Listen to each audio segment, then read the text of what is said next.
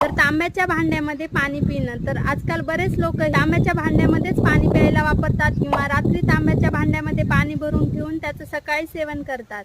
तर आयुर्वेदामध्ये याच्याबद्दल काय वर्णन आढळतं ते आज आपण पाहूया। तर आयुर्वेदानुसार ताम्र म्हणजे तांबा आहे त्याला उष्ण गुणाचं, गरम आणि लेखन करणारं असं मानलेलं आहे। त्यामुळं तांब्याच्या भांड्यातील पाणी कोणी प्यायचं आणि कोणी नाही प्यायचं हे आज आपण पाहूया।